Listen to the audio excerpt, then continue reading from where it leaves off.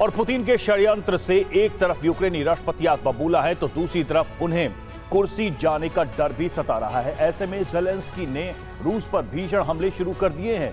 ये हमले काला सागर से सटे बंदरगाहों से लेकर मॉस्को तक किए जा रहे हैं। खास बात यह है कि हमलों के लिए ज़ेलेंस्की सिर्फ यूक्रेनी हथियारों का इस्तेमाल कर रहे हैं।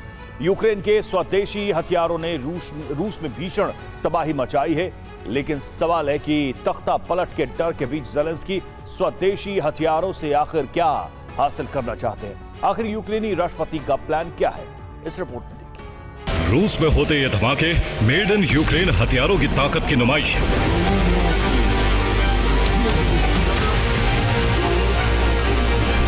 बारूदी धमाके से उठती लपटें यूक्रेन के स्वदेशी हथियारों की शक्ति का प्रतीक मानी जा रही हैं।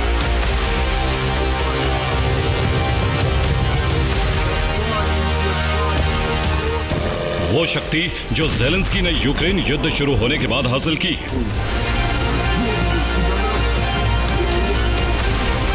बीते 24 घंटे से ज़ेलेंस्की रूस को यूक्रेन में बने ड्रोन और मिसाइलों से दहला रहे हैं।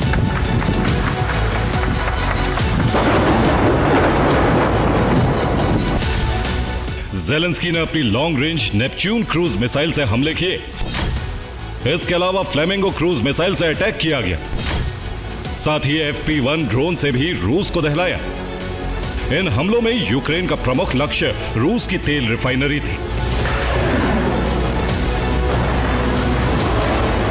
भीषण हमले की तस्वीरें सामरा में मौजूद नोवोकोइबाइशेवस्क तेल रिफाइनरी की।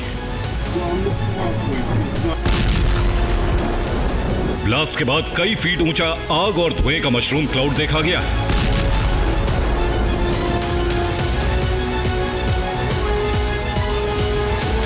यह धमाका कितना बड़ा था, इसका अंदाजा इसी बात से लगाया जा सकता है कि ब्लास्ट की लपटों को कई किलोमीटर दूर से भी साफ साफ देखा जा सकता था।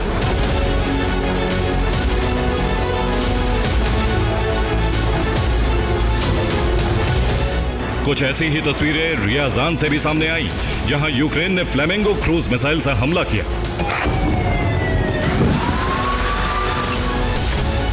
यह रूस की चौथी सबसे बड़ी तेल रिफाइनरी है। सालाना 8.8 मिलियन टन तेल का उत्पादन होता है। यहां डीजल, जेट ईंधन और पेट्रोल का उत्पादन होता है।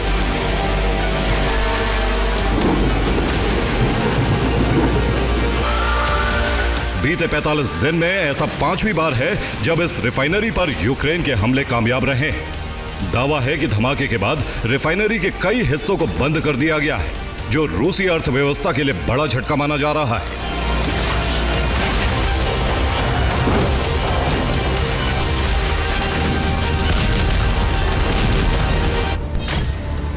यूक्रेन ने तीसरा बड़ा हमला वोल्गोग्राद पर किया। यहां यूक्रेन ने न सिर्फ तेल रिफाइनरी को टारगेट किया, बल्कि रिहायशी इमारतों पर भी हमले किए। कई बहुमंजिला इमारतों में आग लग गई, पार्किंग में खड़ी कारें जल गई।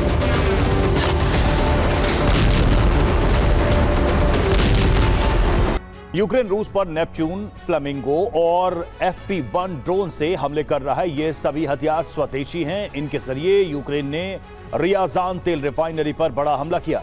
ये रिफाइनरी यूक्रेन बॉर्डर से 470 किलोमीटर दूर है। यूक्रेन ने दूसरा बड़ा हमला समारा में किया। यहां भी यूक्रेन का टारगेट तेल रिफाइनरी थी। ये रिफाइनरी बॉर्डर से करीब 1000 किलोमीटर दूर है। यूक्रेन ने तीसरा बड़ा हमला वोल्गोग्राद में मौजूद तेल रिफाइनरी पर किया और ये रिफाइनरी यूक्रेन से करीब 850 किलोमीटर दूर है। यूक्रेन ने काला सागर के पास मौजूद नोवोरिसिस्क पोर्ट पर भी हमले किए। यूक्रेन ने यहां ओडेसा से हमला किया, जहां से इस पोर्ट की दूरी 600 किलोमीटर है। 280 किलोमीटर दूर वोरोनिश मिसाइल फैक्ट्री पर भी यूक्रेन ने स्वदेशी मिसाइलों से अटैक किया। यूक्रेन ने सेवास्तोपोल में एक बिजली सब स्टेशन को दहला दिया। यहां हमलों को अंजाम ओडिशा से दिया गया था। बीते 24 घंटे में यूक्रेन ने कितने बड़े पैमाने पर हमले किए, इसका अंदाजा इसी बात से लगाया जा सकता है कि 55 साल में पहली बार रूस के डूम्सडे रेडियो स्टेशन का प्रसारण बंद हो गया है। इसे साल 1970 में शुरू किया गया था। इसके प्रसारण की लोकेशन बेहद सीक्रेट है। इसे रूस के सैन्य सिस्टम से जुड़ा हुआ माना जा रहा है। इसमें लगातार एक खास तरह की ध्वनि आती रहती है। वक्त वक्त पर इससे कोड वाले संदेश जारी होते हैं। माना जाता है कि ये कोड सेना के लिए होते हैं।